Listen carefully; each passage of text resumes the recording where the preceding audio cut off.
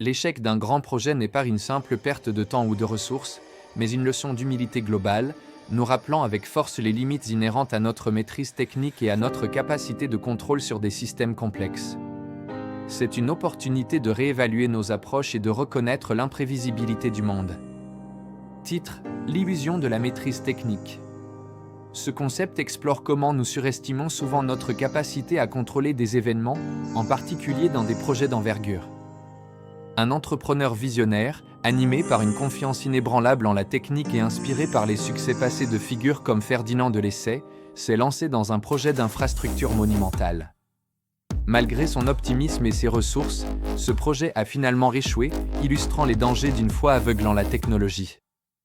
Si l'idéal de contrôle total est dangereux, est-ce que la seule technique, aussi avancée soit-elle, suffit à garantir le succès ? C'est précisément le mythe de la maîtrise totale sur la nature et sur les hommes que nous allons explorer en profondeur, en examinant ses origines et ses conséquences. Ferdinand de Lessay, auréolé de son succès retentissant avec le canal de Suez, incarnait parfaitement cette illusion de maîtrise technique. Son exploit précédent lui conférait une aura d'invincibilité et une confiance démesurée en ses méthodes. Son triomphe à Suez lui conférait une aura d'invincibilité, le poussant à croire, à tort, que les mêmes méthodes et la même approche garantiraient le succès partout ailleurs, sans tenir compte des spécificités de chaque nouveau défi. Cette conviction allait se révéler être une erreur coûteuse. Fort de ses précédents succès et de cette confiance inébranlable, il se lança dans une entreprise encore plus gigantesque et ambitieuse, percer un isthme dans un nouveau continent, le Panama. Ce projet représentait un défi technique et logistique sans précédent. Il avait la gloire, le soutien public et la meilleure expertise du moment, des atouts qui semblaient garantir la réussite de ce nouveau défi colossal. Tout indiquait que ce projet serait un nouveau triomphe, mais la réalité allait être bien différente. Lessay était convaincu que les techniques d'ingénierie, si efficaces et éprouvées à Suez, suffiraient à surmonter tous les obstacles du Panama, ignorant les avertissements et les différences fondamentales entre les deux sites. Il sous-estimait grandement la complexité du nouveau terrain. Cependant, Panama présentait des défis radicalement différents de Suez, des forces imprévues et des conditions environnementales hostiles qui allaient mettre à l'épreuve cette confiance excessive et révéler les limites de sa vision. La jungle dense et impénétrable, le climat tropical impitoyable, les maladies dévastatrices comme la malaria et la fièvre jaune, et une topographie complexe et montagneuse transformèrent le projet en un véritable cauchemar logistique et humain. Ces facteurs étaient largement sous-estimés. Le projet échoua lamentablement, non pas à cause des calculs financiers ou d'un manque de financement, mais à cause des forces non prévues et incontrôlables, le climat, les maladies tropicales, l'humidité constante et les glissements de terrain. Ces éléments ont rendu le travail impossible.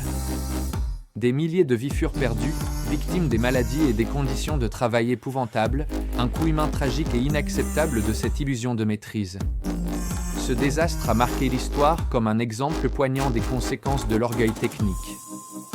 L'échec a prouvé que la simple technique, aussi sophistiquée soit-elle, sans une connaissance approfondie du terrain, un respect des facteurs humains et une compréhension des écosystèmes, n'est rien face à la complexité imprévisible du monde. Il faut une approche holistique. Ce désastre a révélé de manière brutale que l'application de techniques avancées ne suffit pas à elle seule face à des forces imprévues et des environnements hostiles. Il est crucial d'intégrer une vision plus large et plus humble des défis. Le manque de connaissance du terrain, l'ignorance des spécificités géographiques et climatiques et le non-respect des facteurs humains et environnementaux ont été les véritables causes profondes de cette catastrophe monumentale. Ces erreurs ont eu des conséquences dévastatrices.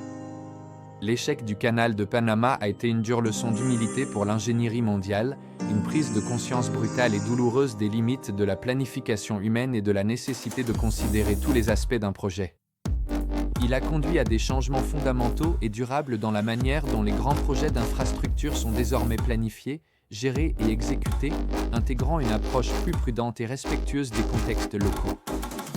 Les leçons apprises incluent l'importance cruciale d'une planification minutieuse et exhaustive, d'une évaluation réaliste et continue des risques, et d'une gestion adaptative capable de réagir aux imprévus.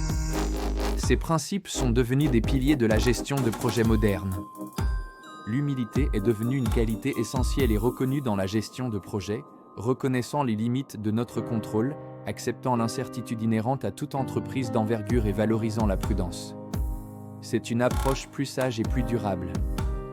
Les gestionnaires de projets doivent désormais être à l'écoute des experts locaux, des communautés affectées et de l'environnement, intégrant leurs connaissances précieuses et leur expérience du terrain pour une approche plus inclusive et efficace.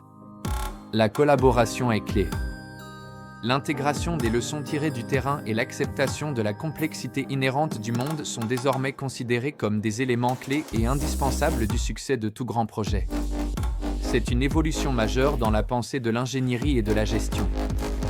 L'échec du canal de Panama a été une leçon universelle et intemporelle pour l'ingénierie et la gestion de projets, nous enseignant la valeur inestimable de l'humilité face aux forces de la nature et aux réalités humaines. Cette leçon résonne encore aujourd'hui. Agir, c'est intégrer immédiatement les leçons du terrain, accepter l'humilité face à la complexité du monde et adopter une approche plus respectueuse et durable pour bâtir un avenir plus résilient et éviter les erreurs du passé. C'est un appel à la sagesse.